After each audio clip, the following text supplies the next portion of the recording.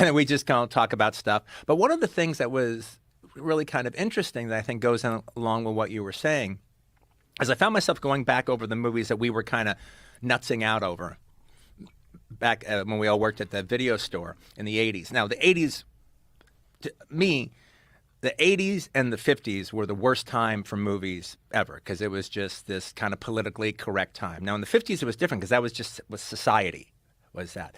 In the 80s, it was self-censorship was going on. What started that? Well, it was just the rise of political correctness. After the 70s, where everything was just go as far as you can, then all of a sudden everything got watered down. In the 70s, you had movies where it's like characters weren't necessarily the hero. They were fucked up, but they were interesting characters. And you sit down and you follow them, whether it be Travis Bickle or Charlie Rain in Rolling Thunder or Joe, Peter Boyle's character in Joe. They weren't the heroes, but you could even have heroes, and they could die meaninglessly at the end. That was actually considered a commercial ending back in the 70s because it just shows how you can't win. Everything's fucked. You just can't win in America. It's just the way it is. You go and you fight in Vietnam, you survive Vietnam, and you get shot in a liquor store during a holdup.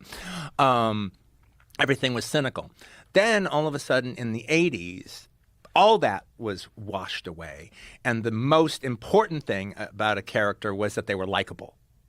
And that was every character had to be likable, and the audience had to like everybody. And even a movie that pushed the envelope and tried to do chancy things, well, it could do it for about an hour. Then the last 20 minutes would be them literally going back on everything they did the first hour, apologizing it and making everything fine. I'll give you a good example of that. Okay, it's just like, okay, the critics always really preferred Bill Murray movies to Chevy Chase movies. However, it does seem as if the point of all the Bill Murray movies is that he's this kind of hip, cool, curmudgeon, smartass guy who in the last 20 minutes gets a transformation and becomes this nice guy. Yeah. And and almost apologizes for who he was the entire movie, the whole rest of the movie before that happened. Like Groundhog Day, Stripes, Groundhog Day, Scrooged, the whole thing. I mean, when like for instance, Stripes. How does he go from where Warren Oates kicks his ass, deservedly kicks his ass? He deserves to get belly punched by Warren Oates in that movie. How does he go from being this iconoclastic, I don't give a fuck about anything, I get beat up by Warren Oates, to now he's rallying the troops. Yeah. And now he's getting getting their army on during the parade, and now he's like leading a secret mission.